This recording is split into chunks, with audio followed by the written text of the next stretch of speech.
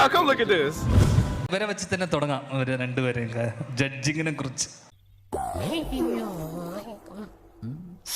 എന്താ ഉറക്കം വരുന്നു.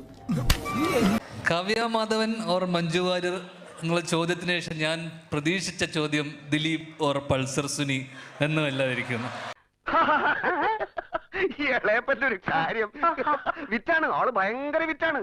ഇതൊന്നും അല്ല, ഇതിപ്പോ കണ്ടോ, നിങ്ങൾ ഇവിടെ താമസിക്കുമ്പോ ചിരിച്ച് ചിരിച്ച് ചാവും. അങ്ങനെ ചോദ്യം വേണമെങ്കിൽ ചോദിക്കണ്ട. പിന്നെ എന്തോ പറഞ്ഞുകൊണ്ട് ഞാൻ നിങ്ങളെ വെച്ച് തുടങ്ങിയെന്നേ ഉള്ളൂ കേട്ടോ. ഓക്കെ, അതല്ലേ എന്താണ്? പിന്നെ ലക്ഷ്മിയുടെ നമ്മളെ ശ്രദ്ധിച്ചു കഴിഞ്ഞാൽ ലക്ഷ്മിയുടെയും ശോഭയുടെയും ഇംഗ്ലീഷിൽ തന്നെ ഒരു വ്യത്യാസമുണ്ട്. ശ്രദ്ധിച്ചിട്ടുണ്ടോ? ചെറിയൊരു ബ്രിട്ടീഷ് ആക്സെന്റ് കയറിയിട്ടുണ്ട് ഇവിടെ വന്നതിന് ശേഷം. ഈശ്വര, വല്ലയിടത്തൂടെയും പോയ തീവണ്ടിക്ക് ഓടിച്ചൊന്നും തലവെച്ച പോലെ ആയല്ലോ. ഹെറിഡിറ്ററി. നല്ല കാച്ചെണ്ണ തേക്കണത് ശ്രദ്ധിച്ചില്ലേ? അപ്പൊ ശോഭ പുറത്തു പോയിട്ട് പറയുന്ന കേട്ടു, can I have one glass of ചായ and പഴംപൊഴി എന്ന് എന്തോ പറഞ്ഞ.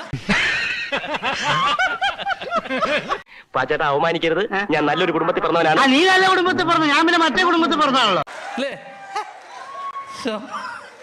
ശോഭ പഴംപൊരിയുടെ ഇംഗ്ലീഷ് അറിയില്ലേ? Banana fritters. നീ വിഷമിക്കാണ്ടിരി. എനിക്കെന്ത് വിഷമം? എനിക്കൊരു വിഷമമില്ല. എനിക്കൊരു വിഷമം. ആഴ്ചക്കാഴ്ചക്ക് ഫാഷൻ ഷോ കാണണം എവിടെയെങ്കിലും പോയിട്ട്.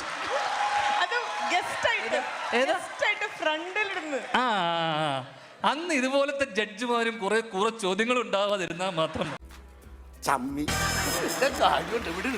ചവത്തി കുത്തരുത്. അപ്പൊ താൻ ആരാണെന്ന് സ്വയം ഒരു ബോധം ഉണ്ടല്ലോ, നന്നായി. Kavya Madhavan or Manju Warrier or Bhavana, what is a woman, എന്തൊക്കെയാ, who are you, what are you doing, ഇതൊക്കെയാണോ ചോദ്യം? ഞാൻ പറഞ്ഞല്ലോ, ഒരു അബദ്ധം. അബദ്ധങ്ങളുടെ ഒരു ഘോഷയാത്ര തന്നെയാണല്ലോ നിന്റെ ജീവിതം. നീ അപ്പൊ അങ്ങനെ ചെയ്തത് നന്നായി.